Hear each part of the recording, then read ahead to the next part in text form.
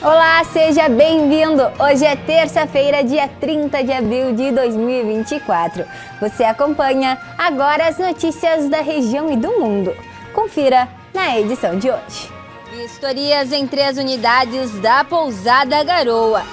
No município do Rio Grande, cresce o número de casos importados de dengue. E ainda, alerta de temporais e ventos fortes no Rio Grande do Sul. Essas notícias você acompanha agora no Informe Região.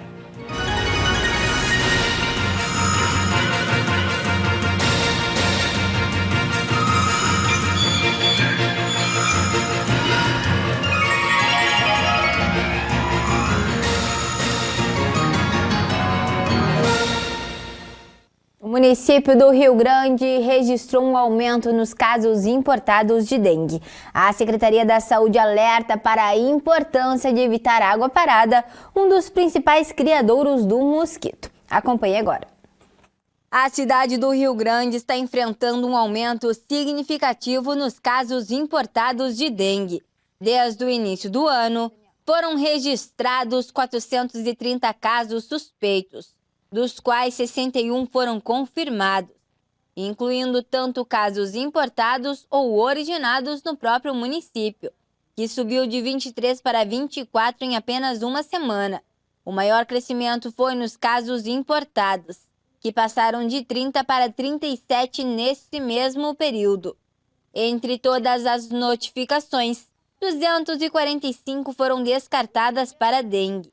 E 124 ainda aguardam resultados de exames laboratoriais. Com a preocupação crescente, a Secretaria da Saúde do município reforça que a prevenção é o melhor remédio. Evitar acumular água em locais que possam se tornar criadouros para o mosquito transmissor da dengue, zika e chikungunya, o Aedes aegypti. Para enfrentar essa situação, a Prefeitura está realizando mutirões nos bairros com equipes de agentes de combate a endemias e o apoio da Secretaria de Zeladoria da cidade. Vamos atualizar as informações sobre o clima para as próximas 24 horas no Rio Grande do Sul. A Defesa Civil emitiu um alerta devido às condições meteorológicas adversas que estamos enfrentando. Ontem, várias regiões do estado registraram rajadas de ventos intensas, com velocidades chegando a 87 km por hora em Soledade. Além disso, a chuva forte em várias partes do estado, especialmente no norte e nordeste, com volumes significativos também nas regiões das Missões, Campanha, Centro, Sul, Costa Doce e região metropolitana de Porto Alegre. Hoje há uma nova frente fria se aproximando pelo oceano, trazendo mais chuva, ventos fortes e até mesmo queda de granizo em algumas regiões. Os volumes de chuva podem variar de 30 a 50 milímetros, com possibilidades de ultrapassar 70 milímetros em áreas específicas como Campanha e Sul. Ventos mais fortes são esperados com rajadas entre 50 e 70 km por hora, podendo chegar a 80 km por hora. Na quarta-feira, dia 1º de maio, as instabilidades continuam, com volumes de chuva entre 60 e 80 milímetros, podendo chegar a 100 milímetros em algumas áreas. Os riscos de ventos fortes e temporais isolados permanecem. Por conta dessas condições adversas, a Defesa Civil recomenda que a população tome precauções, como evitar áreas de risco de enchentes e deslizamentos, e buscar por abrigo seguro durante as tempestades. É importante também manter-se informado sobre as atualizações do clima e seguir as orientações das autoridades locais. Vamos falar agora sobre as informações do tempo para esta terça-feira. Acompanhe a previsão de hoje para a sua cidade. Em Rio Grande, a previsão é de períodos de céu nublado com chuva a qualquer hora, cerca de 48 milímetros. Os ventos ficam em 10 km por hora, a umidade fica em 83%. A temperatura será de 26 graus a máxima e 19 graus a mínima. Em São José do Norte, a tarde também será de períodos de céu nublado com chuva a qualquer hora. Os ventos ficam em 10 km por hora. A umidade se mantém em 80%. A temperatura fica entre 26 graus a máxima e 19 graus a mínima. Em Dom Pedrito, a possibilidade de chuva à tarde e à noite, cerca de 42 milímetros. Os ventos ficam em 10 km por hora. A umidade fica em 89%. A temperatura será de 26 graus a máxima e 19 graus a mínima. Em Camaquã, à tarde terá possibilidades de chuva também, cerca de 48 milímetros. Os ventos ficam em 8 km por hora e a umidade fica mais alta hoje e pode chegar em 83%. A temperatura será de 29 graus a máxima e 20 graus a mínima. Em Venâncio Aires, períodos de céu nublado com chuva a qualquer hora, cerca de 50 milímetros. Os ventos ficam em 4 km por hora, a umidade fica em 82%. A temperatura será de 25 graus a máxima e 19 graus a mínima. E agora a próxima informação.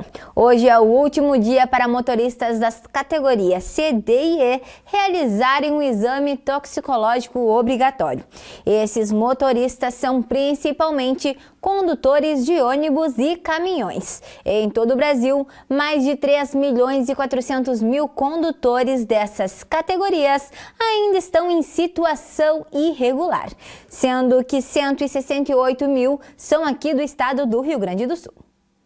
O prazo para o primeiro grupo de motoristas com carteira de habilitação vencidas entre janeiro e junho terminou em 31 de março. Se não realizarem um exame até o final do dia de hoje, eles poderão ser autuados automaticamente por sistemas eletrônicos a partir do dia 1º de maio, conforme o artigo 165 do Código de Trânsito Brasileiro. O não cumprimento desta exigência é uma infração gravíssima, com multa de R$ 1.467,35, além de 7 pontos na Carteira Nacional de Habilitação. A Secretaria Nacional de Trânsito notificou os condutores irregulares por meio da Carteira Digital de Trânsito e disponibilizou uma página na internet para verificar se é necessário realizar o exame. Quem não dirige mais veículos das categorias C, D ou E, ou quem mora fora do país, pode pedir o cancelamento da CNH para evitar autuações. Além disso, motoristas que dirigem motos ou carros e não precisam mais das categorias podem solicitar o rebaixamento da categoria, pois as categorias A e B não exigem exame toxicológico. Ontem, uma força-tarefa formada pela Prefeitura de Porto Alegre realizou vistorias em 3 unidades da Pousada Garoa. As vistorias aconteceram durante a tarde e envolveram pousadas que acolhem pessoas em situação de vulnerabilidade e encaminhadas pela Fundação de Assistência Social e Cidadania. O trabalho da força-tarefa segue nesta terça-feira. As inspeções foram realizadas nas pousadas localizadas na zona leste e central da cidade. Durante as visitas, foram emitidas notificações para que melhorias sejam feitas, com prazos para execução variando de 1 a 7 dias. Uma das pousadas foi parcialmente interditada pela Vigilância Sanitária da Secretaria Municipal da Saúde. A interdição abrange uma área de aproximadamente 10 metros por 5 metros, devido à falta de ventilação adequada. Apesar da medida, ninguém precisou ser retirado da unidade. O relatório final com detalhes sobre as notificações e possíveis sanções ainda não foi divulgado pela Força Tarefa.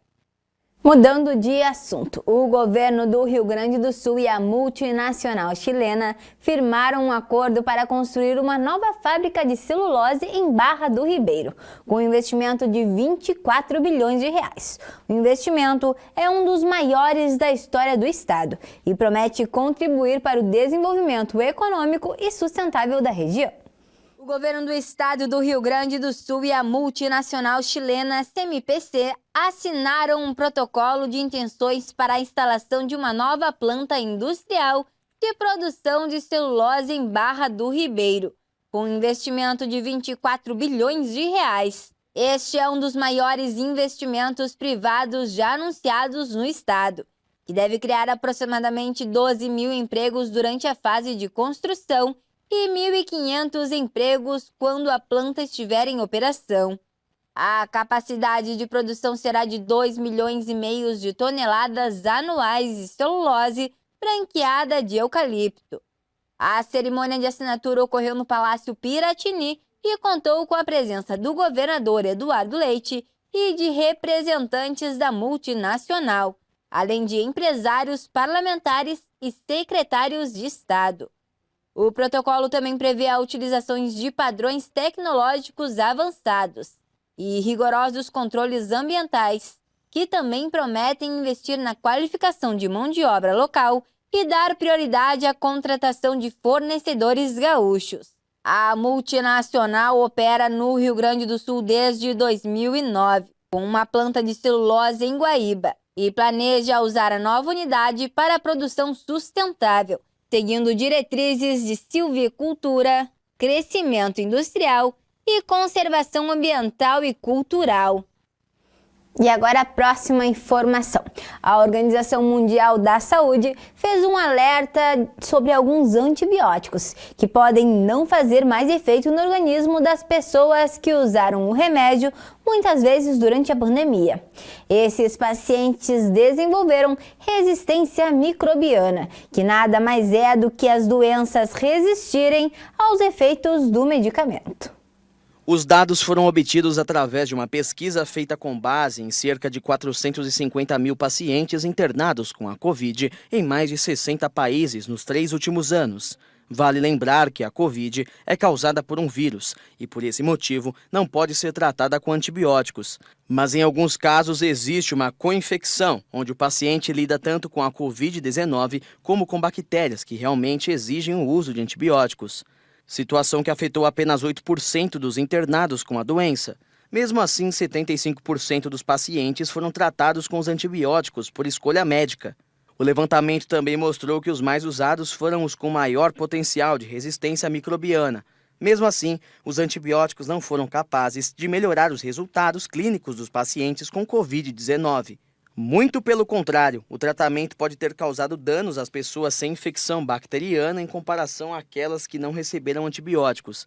Assim, o uso excessivo dos antibióticos fez com que muitas pessoas desenvolvessem a resistência microbiana, pois quanto mais antibióticos as pessoas tomam, maior a probabilidade desses micro-organismos se adaptarem e se tornarem resistentes a eles. Dessa forma, a Organização Mundial da Saúde pensa no futuro e planeja aumentar os esforços para melhorar a prescrição desse medicamento e minimizar as consequências negativas do uso desnecessário. E com essas informações, encerramos o Informe Região nesta terça-feira. Para você continuar com a gente, siga as nossas redes sociais. No Instagram e no Facebook, você pode procurar por TV O Farol do Sul. Se inscreva também no nosso canal no YouTube. Você encontra a nossa programação completa lá. Obrigado pela companhia, uma boa tarde e até amanhã.